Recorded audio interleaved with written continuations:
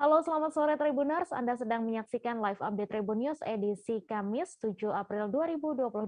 Sore ini akan kami sajikan informasi teraktual dan menarik yang dilaporkan secara langsung oleh reporter lapangan kami. Bersama saya, Mesa Desirait, inilah live update selengkapnya. Warga Dusun Bangkeng, Desa Telum Pocoe, Kecamatan Marusu, Kabupaten Maros, Sulawesi Selatan digegerkan dengan penemuan bayi berjenis kelamin perempuan pada Rabu 6 April. Bayi tersebut ditemukan oleh seorang anak kecil yang hendak pergi memancing. Bayi perempuan tersebut lalu dievakuasi ke PKM Puskesmas Marusu untuk perawatan lebih lanjut. Untuk info selengkapnya akan disampaikan langsung oleh rekan jurnalis Tribun Timur, Nurul Hidayah, yang kini sudah terhubung bersama kami. Silakan Nurul. Halo, selamat sore Tribuners. Baik, Tribuners, seorang bayi perempuan yang diduga baru berusia kurang dari sehari ditemukan oleh masyarakat di sebuah kompleks perumahan kosong, tepatnya di kompleks perumahan Jingga Dirgantara, Dusun Bangkeng, Desa Telum Pocoe, Kecamatan Marusu, Kabupaten Maros, Sulawesi Selatan. Saat ditemukan, bayi ini ditemukan oleh segerombolan anak-anak yang hendak pergi memancing di salah satu danau yang berlokasi tidak jauh dari kompleks perumahan kosong ini, Tribuners. Anak-anak tersebut mendengar suara tangisan dan mereka awalnya tidak berani untuk mendekat karena mengira suara tangisan tersebut berasal dari bayi, maksud saya bayi genderuwo seperti itu, Tribuners, karena mengingat lokasi penemuannya ini adalah sebuah perumahan kosong yang sudah lama sekali tidak dihuni oleh masyarakat. Nah, setelah cukup lama mendengar tangisan tersebut, anak-anak ini kemudian meminta pertolongan kepada orang dewasa yang berada di sekitar perumahan dan sangat terkejut ketika menemukan bahwa suara tangisan tersebut berasal dari seorang bayi yang masih hidup dan kondisinya ini sudah dikerumuni semut dan juga sekujur tubuhnya ini sudah berbintik merah, Tribuners. Setelah menyelamatkan bayi tersebut, kemudian dibawa ke puskesmas terdekat dan perlu diketahui Tribuners, bayi ini ditemukan di himpitan dua rumah yang jaraknya itu lebarnya itu hanya sekitar 30 cm dan sudah ditumbuhi semak belukar. Jadi warga ini sama sekali tidak menyangka bahwa di lokasi tersebut akan ditemukan seorang bayi seperti itu, Tribuners. Dan setelah dibawa ke rumah sakit, pihak rumah sakit mengatakan bayi tersebut tiba tepat pukul 9 dan saat tiba bayi ini sudah tidak lagi menangis, yang menandakan bahwa alur pernafasannya ini sudah terganggu seperti itu, Tribuners. Dan setelah dilakukan pembersihan di sekujur tubuh bayi ini, semut-semutnya itu dihilangkan, kemudian diberikan bantuan penafas oksigen, dan masih banyak lagi. Akhirnya setelah selang 2 jam kemudian, bayi ini pun akhirnya menangis dan menandakan bahwa alur pernafasannya ini sudah kembali normal.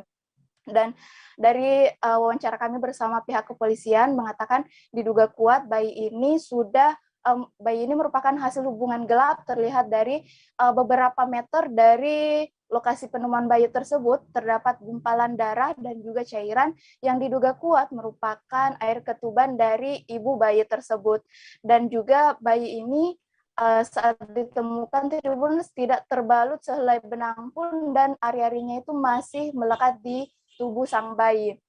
Dan saat ini pihak kepolisian pun masih terus melakukan penyelidikan terhadap kasus pembuangan bayi ini, dan sementara itu bayi saat ini masih berada di Puskesmas Marusu dan sedang menjalani perawatan lebih lanjut oleh tenaga kesehatan di sana, dan kepala rumah sakitnya pun mengaku bersedia untuk memberikan untuk kebutuhan bayi saat ini ditanggung oleh pihaknya. Seperti itu, Mei, kembali ke studio. Baik, terima kasih Nurul atas laporan Anda, dan Tribuners, wartawan kami juga telah menghimpun wawancara dengan Kepala Puskesmas Marusu. Berikut tayangannya untuk Anda. Alhamdulillah sudah mulai stabil kondisi bayinya. Beda sekali waktu pertama kali ditemukan. Bayinya juga sudah minum susu. Ya. Jenis kelaminnya apa tuh? Perempuan. Saya perempuan. Kira-kira Ya. berapa hari? Waktu pertama kali ditemukan, bagaimana kondisinya sendiri, Dok? Mengenaskan. Bagaimanalah bayi yang baru lahir ditaruh di tengah rumput, lantas dibermuti semut mulai dari malam sampai pagi. Kondisinya menangis gitu ya, Dok? Mungkin tangisnya sudah habis. Saya iba sekali lihat kondisi seperti ini. Tangisnya sudah sampai itu mulutnya dipenuhi semut. Dok, kira-kira berapa usia bayi ini, Dok? Baru 1 hari. Kalau dilihat dari hari-harinya yang masih agak basah, mungkin bahkan tempat melahirkannya itu masih ada, ya Di masih situ basah. juga ya, di situ juga. Kira-kira Apa berapa istilahnya? jam itu, Dok? Usianya? Dari malam kira-kira 6 jam lah. 6 jam ya. 6 jam. Apalagi cairan apa lagi kalau ibu-ibu? Ketuban. Ketubannya masih ada di sekitar situ, dan tidak seperti laporan awal bahwasanya dalam perumahan yang tidak terpakai, tidak di luar di padang rumput, cuma sampingnya ada perumahan kosong ya, itu ya. Berapa beratnya, Dok? 3,1. Panjangnya, Dok? Jenis kelaminnya sendiri Pak? Perempuan 3,1, untuk berat badannya 3,1. Ini bidan Yusma kebetulan Panjangnya tadi sempat berapa? menangani. Panjangnya berapa? Panjang. Panjang belum sempat diukur. Jadi tindakan pertama karena kita stabilkan dulu, semuanya dibersihkan, saluran nafasnya semua. Iya ya. Untuk Berapa jam ditangani tadi, Dok? Jam 9. Jadi sekarang sudah kondisi sudah baik. Alhamdulillah. Berarti diperkirakan baru lahir 6 jam ya atau 6 jam saat ditemukan, Dik. Sekitar 4-6 jam, 4 jam. Polres Muna Provinsi Sulawesi Tenggara menyita sebanyak 2,3 ton minuman keras tradisional. 2,3 ton miras tradisional itu terdiri dari 1.800 jenis arak dan 510 liter kameko dibuat melalui industri rumahan. Miras tradisional itu disita dalam operasi penyakit masyarakat atau Pekat Anua 2022 selama Ramadan di Kabupaten Muna Barat. Untuk info selengkapnya akan disampaikan langsung oleh rekan jurnalis Tribun News Ultra, Fadli Aksar, yang kini sudah terhubung bersama kami. Silakan, Fadli. Ya, baik Mei, baik Tribuners, kepolisian Resor atau Polres Muna Provinsi Sulawesi Tenggara menyita sebanyak 2,3 ton minuman keras tradisional pada operasi penyakit masyarakat atau Pekat Anua 2022 selama bulan Ramadan. Polres Muna sendiri menyita kurang lebih ada 1.800 liter minuman keras tradisional jenis arak dan 500 liter kameko. Perlu diketahui minuman keras tradisional jenis kameko sendiri merupakan hasil diambil dari aren, kemudian disuling dan menjadi minuman keras tradisional. Kemudian sebanyak 2,3 ton minuman keras itu kemudian disita Polres Muna dan dibawa ke Mapolresta untuk dilakukan penyidikan dan nantinya akan dilakukan pemusnahan. Sebanyak 2,3 ton minuman keras itu didapati dari 12 pemilik atau pelaku industri rumahan yang membuat atau meracik minuman keras tradisional tersebut. Kemudian selanjutnya para pelaku atau 12 pelaku industri rumahan itu kemudian didata dan dijerat dengan undang-undang tindak pidana ringan. Begitu, Mei. Ya, baik, terima kasih Fadli atas laporan Anda, dan Tribuners, wartawan kami juga telah menghimpun wawancara dengan Kapolres Muna. Berikut tayangannya untuk Anda. Desa Latugo, kemudian Barangka, kemudian Cangyatiworo atau di Desa Pampres, semuanya wilayah Kabupaten Muna Barat. Oke Pak, satu dari hasil 2 ton lebih ini, apa tidak ada tersangkanya Pak? Kan terkait penegakan hukum, ada nggak tersangkanya dari semua barang bukti ini? Ya jelas ada beberapa nantinya akan kita ambil keterangannya sebagai tindak lanjut bahan temuan ini yang kita sita. Jadi ada beberapa TKP pada saat kita datangi orangnya sudah melarikan diri. Tapi tetap informasi dari masyarakat kami harapkan untuk memberikan keterangan ataupun bahan masukan kepada kami untuk kita tindak lanjuti siapa pemilik daripada barang-barang ini. Pelaku perampokan Bank Jabar Banten atau BJB cabang Fatmawati Cilandak, Jakarta Selatan ternyata terinspirasi dari serial Money Heist. Kapolres Metro Jakarta Selatan menjelaskan pelaku berinisial BS mengaku sering menonton serial Money Heist hingga mencoba meniru adegan di film tersebut. Untuk informasi selengkapnya akan disampaikan langsung oleh rekan jurnalis Tribun Jakarta, Anas Furqon Hakim yang kini sudah terhubung bersama kami. Silakan Anas. Ya, baik, peristiwa perampokan di Bank Jabar Banten atau Bank BJB di cabang Fatmawati Cilandak, Jakarta Selatan jadi pada Selasa pukul 14.30 waktu Indonesia Barat. Saat itu pelaku datang menggunakan sebuah mobil Daihatsu Xenia berwarna silver, yang kemudian pelaku langsung turun menuju bank BJB tersebut dan langsung mengeluarkan atau menodongkan senjata ke arah karyawan dan satpam di bank tersebut. Setelahnya pelaku juga meminta karyawan dan satpam tersebut untuk tiarap. Namun salah satu satpam menolak untuk menuruti permintaan pelaku hingga akhirnya pelaku menembakkan senjata yang diduga merupakan airsoft gun. Setelahnya ketika salah satu satpam melakukan perlawanan, karyawan lainnya berhamburan keluar dan meminta pertolongan. Saat itu juga pelaku berinisial BS yang merupakan staf HRD di salah satu bank swasta dengan gaji sekitar 60 juta dibekuk oleh satpam dan warga lainnya dengan dibantu pihak kepolisian. Berdasarkan hasil penyelidikan, BS melakukan perampokan karena terlilit utang dengan seorang rekannya yang tidak disebutkan namanya sebesar 1,5 miliar. Utang tersebut akan jatuh tempo pada Jumat besok.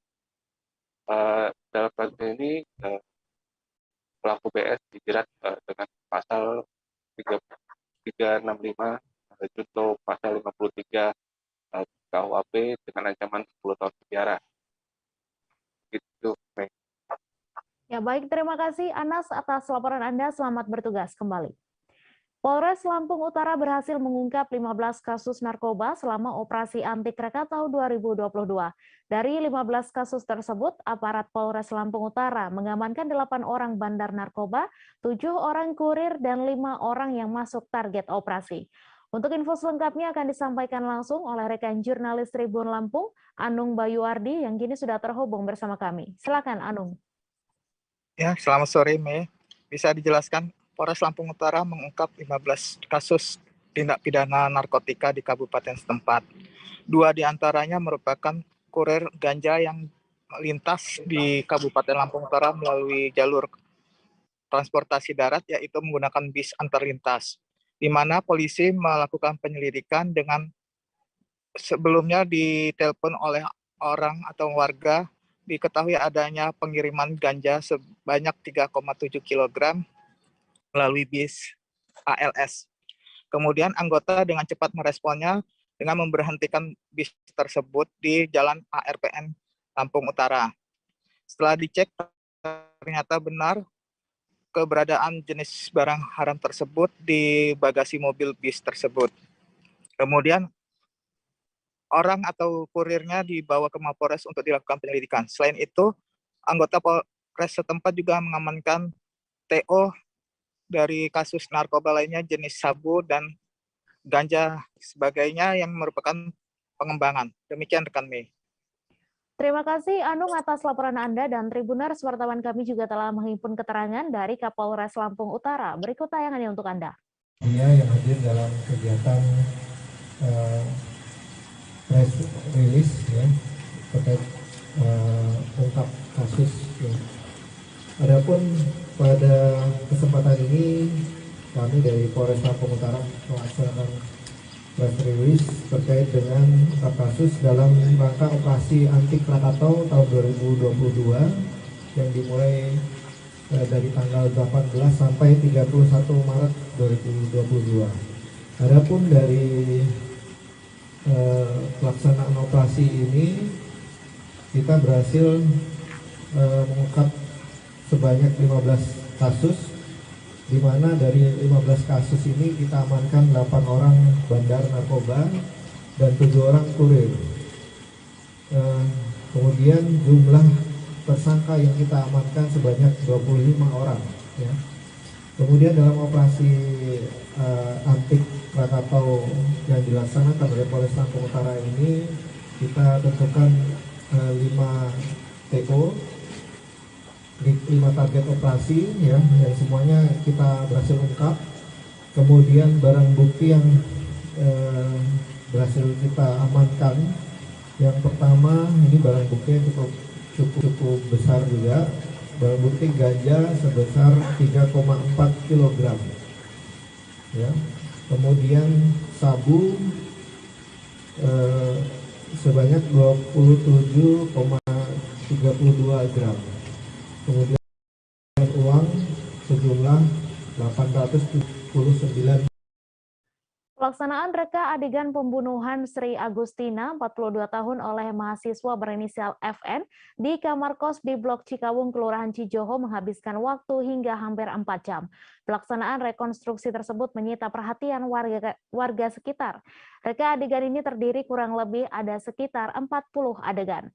Untuk info selengkapnya akan disampaikan langsung oleh rekan jurnalis Tribun Cirebon, Ahmad Ripai, yang kini sudah terhubung bersama kami. Silakan Ripai. Terima kasih, Mei. Baik, untuk reka adegan yang dilakukan oleh mahasiswa atas nama FN ini dilakukan mendapat pengawalan dan pengawasan langsung dari Kapolres Kuningan, yaitu AKBP Dani Aryanda. Dalam pelaksanaan reka adegan ini tentu mengundang ataupun membuat sejumlah warga sekitar ingin melihat dan mengetahui bagaimana kondisi ataupun tindak tanduk yang dilakukan oknum mahasiswa saat melakukan perampasan nyawa terhadap penghuni kos tersebut. Demikian dalam reka adegan juga diketahui ada 40 adegan yang dilakukan dan didata oleh petugas kepolisian, sehingga dalam pelaksanaan itu berjalan memakan waktu hingga hampir 4 jam.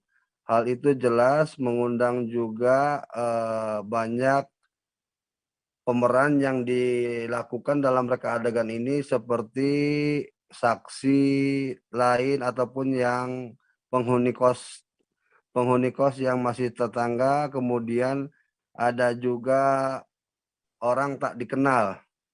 Mengenai orang tak dikenal dalam pemeran yang berlangsung di reka adegan itu, Kasat Reskrim Polres Kuningan yaitu AKP Muhammad Hafid Firmansyah mengungkap bahwa reka adegan ini dilakukan untuk melakukan kecocokan antara keterangan yang dikemukakan oleh pelaku perampasan nyawa dan bagaimana kondisi di lapangan semestinya. Dalam reka adegan juga tidak hanya dilakukan pengawasan oleh petugas kepolisian, namun ada juga Kasipidum dari Kejaksaan Negeri Kuningan. Sehingga di lokasi kejadian, Kasipidum juga memberikan saran ataupun memberikan keterangan kepada wartawan untuk mengamankan barang-barang ataupun barang-barang yang berada di lokasi tempat kejadian itu tidak dialihkan atau diambil hingga batas waktu tertentu ataupun munculnya putusan daripada perkara perampasan nyawa ini. Demikian, Mei. Ya baik, terima kasih Ripai atas laporan Anda, dan Tribuners, wartawan kami juga telah menghimpun wawancara dengan Kasat Reskrim Polres Kuningan serta Kasipidum Kejari Kuningan. Berikut tayangannya untuk Anda. Ini ada berapa adegan yang diperankan pelaku? Tadinya reka adegan ini terdiri dari kurang lebih ada sekitar 40 adegan. Karena adegannya dari mulai dari masuk, semuanya apa yang dilaksanakan oleh si pelaku kepada korban agar nantinya ada penyesuaian dengan pemeriksaan. Tadi ada orang yang tidak dikenal, itu peran orang tersebut apa itu, Nan? Sementara memang keterangan dari pelaku mengadakan tadi kita laksanakan sesuai dengan apa yang keterangan pelaku cantumkan dalam berita acara pemeriksaan. Ada temuan fakta baru nggak dari hasil? Untuk fakta baru sih masih sesuai dengan apa yang pemeriksaan, dan juga memang hal ini dilakukan untuk adanya percocokan antara kejadian dengan BAP dan pelaksanaannya seperti apa untuk persesuaian. Tadi orang tak dikenal itu pelaku datang ke situ apa sudah ada apa memang datangnya berbarengan atau untuk sementara hanya dari hasil saksi ada keterangan itu muncul hanya dari pelaku saja. Tadi di adegan ke-18 itu dan saya lihat itu si posisi orang tidak dikenal itu sudah membekap korban, kemudian si pelaku menjerat si korban itu bagaimana itu kan? Berarti kan kalau dilihat dari situ kedua belah pihak ini ada kerjasama. Ya untuk hasil pemeriksaan keterangan dari pelaku seperti itu. Namun kan kita tidak hanya memeriksa dari hasil keterangan pelaku, tapi ada juga keterangan lainnya. Berarti sampai saat ini untuk identitas orang tidak dikenal sendiri belum diketahui ya? Untuk obat racun sendiri? Untuk racun, keterangan dari pelaku sudah ada di situ. Barang-barang yang ada di TKP dibiarkan saja untuk sementara, karena apabila dimungkinkan suatu hari diperlukan untuk persidangan, apabila memang ada suatu kondisi yang belum meyakinkan para pihak antara kejaksaan dengan pengadilan dapat dicek kembali, maka sampai dengan putusan agar TKP ataupun barang-barang yang ada di situ jangan dialihkan kemana-mana sementara. Meskipun itu barang-barang milik adalah misalkan milik korban, dibiarkan saja dulu, nanti hak-hak korban atau keluarganya pun tetap akan kita kembalikan. Hingga berapa lama Pak biasanya? Hingga nanti diputus oleh pengadilan. Sudah inkrah ya? Siap. Ya. Pak, kemudian tadi melihat alur daripada ini gimana Pak? Ya sepanjang ini memang ini bentuk kerjasama ya antara kepolisian dan kejaksaan, penyidik dengan jaksa peneliti, agar penyidikan ini bisa dilaksanakan dengan cepat dan tidak terjadi bolak-balik perkara. Sehingga dengan adanya ini jaksa peneliti pun akan lebih jelas bagaimana duduk perkara atau sangkaan atau dugaan yang dilakukan oleh tersangka ini. Artinya ini menentukan kecocokan si pelaku sampai tempat dia. Ya, makasih. Nasib pilu dialami seorang kakek bernama Mengedung berusia 62 tahun, warga Desa Belang-Belang, Kecamatan Kaluku, Kabupaten Mamuju. Pasalnya ia hidup sebatang kara dengan kondisi sakit. Ia sudah bertahun-tahun tinggal seorang diri di rumah berukuran kecil dengan kondisi memprihatinkan. Beruntungnya ada relawan kemanusiaan yang tergugah merawat dan membawanya ke Puskesmas Beru-Beru, Kecamatan Kaluku. Untuk info selengkapnya akan disampaikan langsung oleh rekan jurnalis Tribun Sulbar, Abdurrahman, yang kini sudah terhubung bersama kami. Silakan Abdurrahman.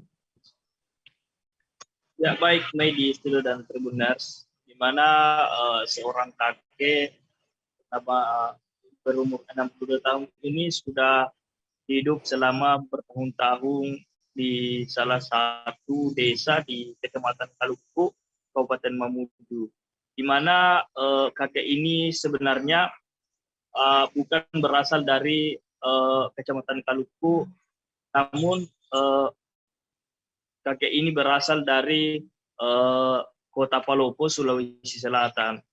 Namun si kakek ini ditinggal oleh sang anaknya selama bertahun-tahun sehingga kemudian tidak mendapat perhatian dari warga sekitar.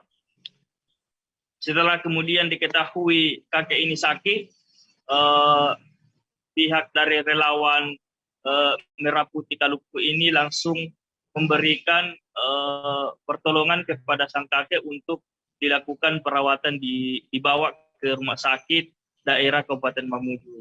Namun hingga saat ini si kakek ini sedang berada di rumah sakit Mamuju dan juga dikabarkan bahwa salah satu anak dari kakek ini sudah datang ke Mamuju untuk melihat orang tuanya yang sedang sakit dan kabarnya akan dibawa ke kampung halamannya. Demikian dia. Baik, terima kasih Abdurrahman atas laporan Anda. Selamat bertugas kembali. Kami akan kembali selesai jeda sejenak Tribuners, tetap di live update. Oke, apa kabar Bang Aris di sini untuk strateginya? Kalau saya sendiri di Jumip 37 ini yang semalam baru mulai, Apa yang saya dirasakan udah Kapten Hitam? Sebenarnya aku nggak ngerasa itu penangkapan atau penggerebegan atau apapun itu. Karena gini loh, posisinya aku kriteria. Jadi kita mengenal disebut dengan stroke yang tidak berdarah dengan stroke yang berdarah. Stroke yang tidak berdarah itu biasanya ditandai dengan adanya penyumbatan. Kalau itu terjadi di sini mungkin pikirnya tidak ke situ kali ya, tapi kalau di Korea atau di Kamboja itu ada beberapa paper yang Saya itu Mas, ya, dulunya tukang koran. Oh gitu ya. Tukang koran. Ya, saya baca itu Pak. Tuh kan, pernah baca kan? Ya. Jadi kalau saya jadi tanggam, itu udah bersyukur banget. si anak ini dijadikan sebagai tersangka begitu. Ya, kalau ini kita bicara yang di luar kasus Bongombo ya. Dengan nama hujan shower, di mana terdapat batas jelas antara daerah hujan dan tidak hujan yang biasanya terjadi pada fase awal mature stage atau tahap Berbahaya dewasa. itu Kang. Jadi mulai artinya terjadinya perlembekan. Nah itu untuk penetrasi akan sulit. Gitu, ya. Dok, saya ini menurut saya memang tidak mudah, bukan urusan tanah diambil. Kalau misalnya Amerika Serikat sekarang, Rasulullah mengatakan dalam sebuah hadis bahwa berpuasa di 6 hari Syawal itu. Oke, apa kabar Bang Arif di sini untuk strateginya? Kalau saya sendiri di Jumip 37 ini yang semalam baru mulai, Apa yang saya dirasakan udah Kapten Hitam? Sebenarnya aku nggak ngerasa itu penangkapan atau penggerebegan atau apapun itu. Karena gini loh, posisinya aku kriteria. Jadi kita mengenal disebut dengan stroke yang tidak berdarah dengan stroke yang berdarah. Stroke yang tidak berdarah itu biasanya ditandai dengan adanya penyumbatan. kalau itu terjadi di sini mungkin pikirnya tidak ke situ kali ya, tapi kalau di Korea atau di Kamboja itu ada beberapa paper yang Saya itu Mas, ya, dulunya tukang koran. Oh gitu ya. Tukang koran. Ya, saya baca itu Pak. Tuh kan, pernah baca kan? Ya. Jadi kalau saya jadi tanggam, itu udah bersyukur banget. si anak ini dijadikan sebagai tersangka begitu. Ya, kalau ini kita bicara yang di luar kasus Bongombo ya. Dengan nama hujan shower, di mana terdapat batas jelas antara daerah hujan dan tidak hujan yang biasanya terjadi pada fase awal mature stage atau tahap Berbahaya dewasa. itu Kang. Jadi mulai artinya terjadinya perlembekan. Nah itu untuk penetrasi akan sulit. Gitu, ya. Dok, saya ini menurut saya memang tidak mudah, bukan urusan tanah diambil. Kalau misalnya Amerika Serikat sekarang, Rasulullah mengatakan dalam sebuah hadis bahwa berpuasa di 6 hari Syawal itu. Oke, apa kabar Bang Arif di sini untuk strateginya? Kalau saya sendiri di Jumip 37 ini yang semalam baru mulai, Apa yang saya dirasakan udah Kapten Hitam? Sebenarnya aku nggak ngerasa itu penangkapan atau penggerebegan atau apapun itu. Karena gini loh, posisinya aku kriteria. Jadi kita mengenal disebut dengan stroke yang tidak berdarah dengan stroke yang berdarah. Stroke yang tidak berdarah itu biasanya ditandai dengan adanya penyumbatan. kalau itu terjadi di sini mungkin pikirnya tidak ke situ kali ya, tapi kalau di Korea atau di Kamboja itu ada beberapa paper yang Saya itu Mas, ya, dulunya tukang koran. Oh gitu ya. Tukang koran. Ya, saya baca itu Pak. Tuh kan, pernah baca kan? Ya. Jadi kalau saya jadi tanggam, itu udah bersyukur banget. si anak ini dijadikan sebagai tersangka begitu. Ya, kalau ini kita bicara yang di luar kasus Bongombo ya. Dengan nama hujan shower, di mana terdapat batas jelas antara daerah hujan dan tidak hujan yang biasanya terjadi pada fase awal mature stage atau tahap Berbahaya dewasa. itu Kang. Jadi mulai artinya terjadinya perlembekan. Nah itu untuk penetrasi akan sulit. Gitu, ya. Dok, saya ini menurut saya memang tidak mudah, bukan urusan tanah diambil. Kalau misalnya Amerika Serikat sekarang, Rasulullah mengatakan dalam sebuah hadis bahwa berpuasa di 6 hari Syawal itu. Oke, apa kabar Bang Arif di sini untuk strateginya? Kalau saya sendiri di Jumip 37 ini yang semalam baru mulai, Apa yang saya dirasakan udah Kapten Hitam? Terima Terima kasih Anda masih menyaksikan live update. Fenomena hujan aneh terjadi di Kabupaten Polewali Mandar, Sulawesi Barat. Peristiwa ini mengundang perhatian warga setempat. Pasalnya hujan tersebut hanya mengguyur sebagian area jalan. Sementara jalan lain dengan jarak hanya radius beberapa meter, kering tanpa gerimis dan cuaca cerah. Untuk info selengkapnya akan disampaikan langsung oleh rekan jurnalis Tribun Sulbar, Hasan, yang kini sudah terhubung bersama kami. Silakan Hasan. Ya, baik rekan Mei, memang pada tanggal tepatnya 2 hari lalu telah terjadi fenomena langka di mana deras ini hanya mengguyur sebagian jalan di wilayah Kabupaten Polewali Mandar, tepatnya di Desa Lampoko, Kecamatan Campalagi ya. Di mana pada saat itu saya sementara melintas, tiba-tiba dengan jarak sekitar 10 meter dari posisi saya berada itu hujan deras di area situ. Sementara pada posisi saya itu tidak sama sekali basah, tidak ada gerimis pada saat itu terjadi. Fenomena ini bukan cuma disaksikan sendiri oleh saya, tetapi banyak sejumlah warga yang menyaksikan, bahkan mengabadikan fenomena langka tersebut. Terkait dengan fenomena tersebut, tadi saya sudah konfirmasi langsung sama pihak Badan Meteorologi, Klimatologi, dan Geofisika. BMKG menyebut bahwa fenomena tersebut adalah fenomena yang biasa terjadi. Bukan baru pertama kali terjadi di Indonesia ataupun di Sulawesi Barat.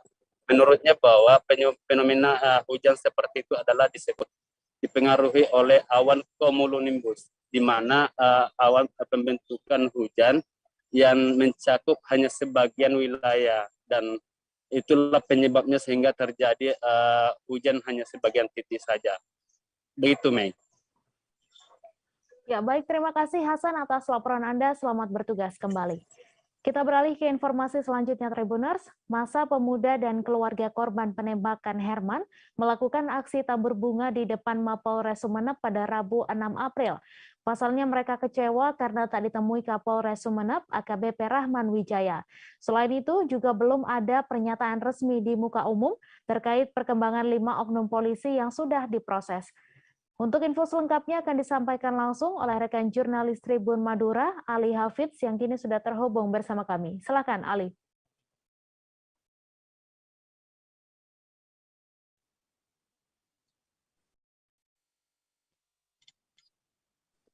Halo, Mei. Iya, Ali, silakan dengan laporan Anda. Halo. Halo, Mei.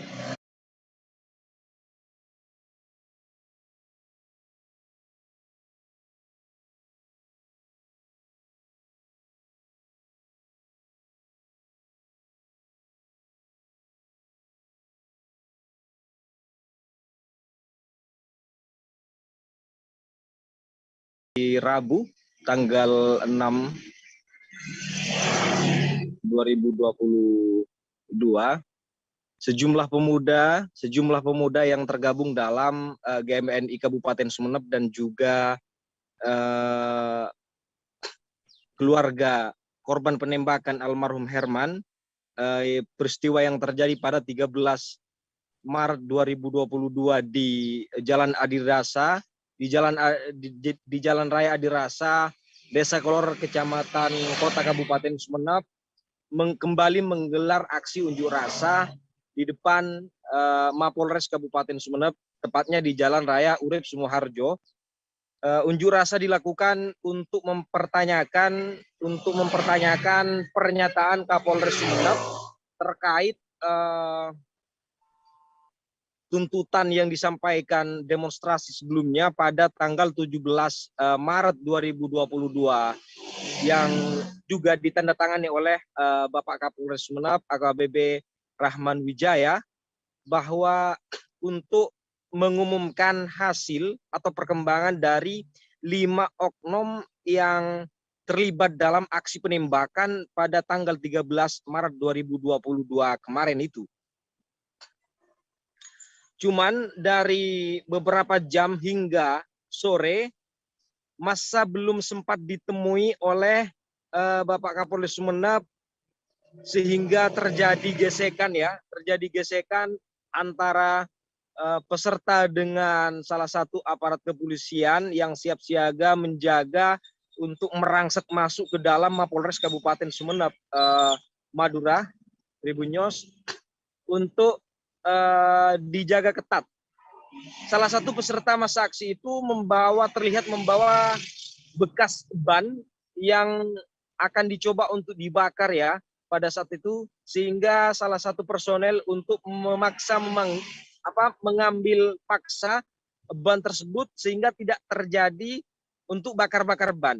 Nah, cuman peserta aksi menaburkan sejumlah bunga menaburkan bunga di depan aparat kepolisian sebagai bentuk kekecewaan kepada Kapolres Sumeneb, karena hingga hampir 1 bulan perkembangan 5 oknum Polres Sumeneb yang dipanggil, yang diperiksa dan yang diproses oleh Polda Jawa Timur ini belum diketahui atau belum jelas ya. Hingga saat ini tidak ada pernyataan resmi dari Bapak Kapolres Sumeneb AKBP Rahman Wijaya sampai di mana perkembangan kasus soal penembakan 13 Maret tersebut. Hingga malam hari sekitar pukul 18.00 sebelum sholat tarawih dimulai, akhirnya peserta aksi yang sempat bertahan di depan Mapolres Kabupaten Sumeneb itu ditemui langsung oleh Bapak Kapolres Sumeneb. Ia menyampaikan bahwa soal 5 oknum personel Polres Sumeneb itu ditangani oleh Polda Jatim, tetap ditangani oleh Polda Jatim atau instansi yang yang di bidangnya gitu ya. Ia meminta waktu lain untuk mendiskusikan lebih mendalam perkembangan kasus tersebut. Akhirnya sekitar pukul 18.30 sebelum jamaah sholat tarawih dimulai, masa aksi demonstrasi dari sejumlah pemuda dan juga keluarga almarhum Herman itu membubarkan diri. Seperti yang disampaikan juga oleh Kabid Hukum dan HAM DPD KNPI Jawa Timur Nur Faisal yang sempat hadir juga menyampaikan aspirasi di depan Mapolres Kabupaten Sumeneb, juga akan mengumumkan hasil diskusi yang akan dilakukan 2 perwakilan pemuda dan juga keluarga korban penembakan almarhum Herman itu dengan Bapak Kapolres Kabupaten Sumeneb. Baik, begitu Mei. Ya baik, terima kasih Ali Hafidz atas laporan Anda. Selamat bertugas kembali. Kasus kematian 2 orang pekerja pabrik pupuk di Desa Plandi, Kecamatan Wonosari. Penerima vaksin di Kota Pekanbaru, dan itu kebanyakan adalah para penerima vaksin yang berusia 18 tahun hingga usia 59 tahun, Mei. Itu jumlah yang paling banyak untuk penerima vaksin booster untuk saat ini. Namun pihak pemerintah Kota Pekanbaru tetap berupaya dalam upaya meningkatkan atau melakukan percepatan terhadap vaksin booster, penerima vaksin booster. Sedangkan pihak bandara sendiri sudah berkoordinasi dengan pihak KKP atau Kantor Kesehatan Pelabuhan di Bandara Sultan Syarif Qasim II. Mereka nantinya akan menyiapkan sentra khusus bagi masyarakat atau calon penumpang yang memang belum mendapat suntikan vaksin, baik vaksin pertama, vaksin dosis kedua, maupun vaksin booster. Namun pihak bandara masih melakukan koordinasi, masih belum memastikan kapan bakal menyediakan sentra vaksin di lokasi atau di areal bandara. Saat ini yang ada di areal bandara hanyalah tempat untuk pemeriksaan swab antigen dan juga atau swab PCR, Mei. Sementara itu pihak bandara Sultan Syarif Qasim II memang sudah melakukan antisipasi terkait rencana arus mudik nantinya pada akhir bulan Ramadan ini, di mana untuk saat ini sendiri di Kota Pekanbaru, khususnya di Bandara Sultan Syarif Qasim II, jumlah penumpang sudah cenderung mengalami peningkatan sebanyak 30% dibandingkan bulan Maret kemarin, Mei. Untuk saat ini, jumlah penumpang setiap harinya yang beraktivitas di Bandara Sultan Syarifudin Qasim II itu sudah mencapai 5.000 orang lebih. Sedangkan untuk penerbangan baik datang maupun penerbangan untuk berangkat jumlahnya mencapai 40 penerbangan, Mei. Jadi masing-masing untuk penerbangan berangkat sebanyak 20 penerbangan, sedangkan untuk penerbangan keberangkatan juga 20 penerbangan. Dan pihak bandara sendiri sudah melakukan koordinasi dengan pihak terkait untuk persiapan jelang menghadapi puncak mudik lebaran nantinya. Karena memang diprediksi pada tahun ini kondisi jumlah penumpang diprediksi bakal mengalami peningkatan dibanding pada tahun sebelumnya. Karena memang kebijakan yang dikeluarkan oleh pemerintah pada saat ini memang cenderung lebih mengalami kelonggaran dibandingkan pada kebijakan pada musim mudik tahun 2021 lalu, Mei. Jadi masyarakat juga berharap dan para penumpang juga berharap agar regulasi dari pemerintah pusat, baik dari Satgas Penanganan Nasional maupun dari Kementerian Perhubungan RI tidak ada perubahan lagi pada mudik lebaran nantinya. Karena justru nantinya bila ada perubahan lagi tentu akan membingungkan masyarakat. Maka masyarakat berharap nantinya untuk regulasi terkait arus mudik atau untuk angkutan penumpang domestik tidak ada perubahan lagi di musim musim mudik lebaran tahun 2022 ini. Begitu, Mei, informasi sementara. Baik, terima kasih Fernando atas laporan Anda, dan Tribuners, wartawan kami juga telah menghimpun wawancara dengan Eksekutif General Manager Bandara SSK 2 Pekanbaru. Berikut tayangannya untuk Anda. Baik, mungkin mengacu terkait dengan SE Kasatgas terbaru nomor 16 tahun 2022, dan kemarin sore juga sudah turun dari SE Kementerian Perhubungan nomor 36 tahun 2022 terkait dengan pemberlakuan para pelaku perjalanan dalam negeri. Jadi kami dari Angkasa Pura bekerjasama juga dengan stakeholder terkait, dalam hal ini KKP, juga telah sepakat untuk melakukan atau memberlakukan ketentuan tersebut per hari ini, tanggal 5 April 2022, sebagaimana juga telah ditetapkan di SE Kemenhub nomor 16 tahun 2022. Oke, poin pentingnya bisa disampaikan ke masyarakat apa mungkin, Pak? Jadi memang ada terkait penyesuaian terhadap persyaratan ya para pelaku perjalanan yang tadinya untuk yang telah melakukan vaksinasi dosis 2, yang mana tidak perlu lagi melakukan tes PCR ataupun antigen. Saat ini hanya untuk yang telah melakukan booster ketiga atau vaksin ketiga atau booster yang dapat melakukan perjalanan tanpa harus menunjukkan hasil negatif baik tes PCR yang berlaku 3 kali 24 jam ataupun 1 kali 24 jam untuk antigen. Tapi untuk yang baru melakukan dua vaksin maksud saya, itu tetap harus melakukan atau menunjukkan hasil tes antigen yang berlaku 1 kali 24 jam ataupun tes PCR yang dapat berlaku 3 kali 24 jam. Sementara untuk yang baru melakukan vaksinasi dosis pertama diwajibkan untuk menunjukkan hasil tes PCR yang berlaku 3 kali 24 jam. Gubernur Papua Barat Domingus Mandacan kembali membuka kegiatan Safari Ramadan 1443 Hijriah MUI Papua Barat pada Rabu 6 April. Kegiatan yang bekerja sama dengan pemerintah Papua Barat dan BMI Papua Barat ini mengangkat tema meneguhkan ukhuwah Islamiyah dan Wataniyah untuk Papua Barat yang aman, sejahtera, dan bermartabat. Untuk info selengkapnya akan disampaikan langsung oleh rekan jurnalis Tribun Papua Barat, Safwan Ashari, yang kini sudah terhubung bersama kami. Silahkan, Safwan. Ya, baik, Mei dan juga Tribuners dimanapun Anda berada, hari ini dapat saya kabarkan dari Kabupaten Manokwari bahwa sejak kemarin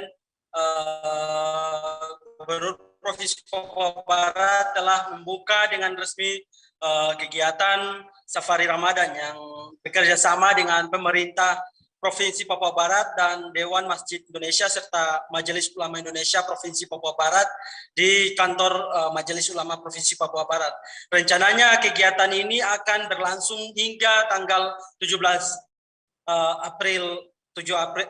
April mendatang, dan lewat momentum tersebut Gubernur Papua Barat berpesan agar lewat momentum Safari Ramadan 1443 Hijriah ini umat Islam dapat menyambung tali silaturahmi antar sesama sesaudara di masing-masing daerah, dan rencananya momentum ini akan dimanfaatkan oleh Dewan Masjid Indonesia dan juga Majelis Ulama Indonesia untuk berkunjung ke sejumlah daerah di kabupaten dan kota di Provinsi Papua Barat, dan beliau menghimbau agar lewat momentum ini umat Islam dapat memanfaatkan untuk menjadi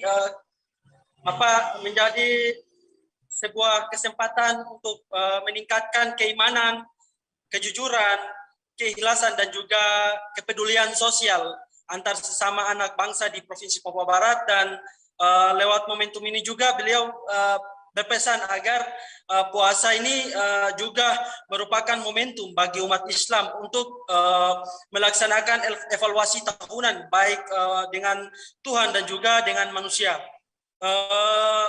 Lewat momentum ini beliau juga menyampaikan bahwa umat Islam diharapkan agar menjalankan fungsinya sebagaimana menjadi manusia seutuhnya, yang mana manusia seutuhnya itu dia bisa menjaga dan memelihara bumi dan seisinya, sebagaimana beliau menyampaikan bahwa umat Islam adalah khalifah di muka bumi. Dan selain itu, Ketua MUI Provinsi Papua Barat Kiai Haji Ahmad Nasrau juga menyampaikan bahwa sesuai dengan tema di atas, Ukhuwah Islamiyah yang mengandung arti Ramadan ini merupakan momentum untuk antar sesama umat Muslim, untuk selalu menjalin hubungan antar sesama umat Muslim di Provinsi Papua Barat. Selain itu, lewat momentum ini juga ada topik, yaitu mengangkat ukhuwah watoniyah yang mana mengandung arti untuk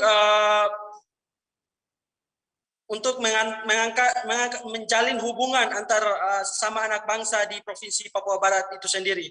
Begitu, Mei. Baik, terima kasih Sofwan atas laporan Anda. Selamat bertugas kembali. Informasi tadi sekaligus menutup perjumpaan kita dalam live update hari ini. Tribuners, lantaran masih di tengah pandemi, kami kembali mengingatkan untuk selalu menerapkan protokol kesehatan dimanapun Anda berada. Saya Mesa Desirait beserta kru yang bertugas pamit. Terima kasih dan sampai jumpa. Jangan lupa like, subscribe, dan share ya!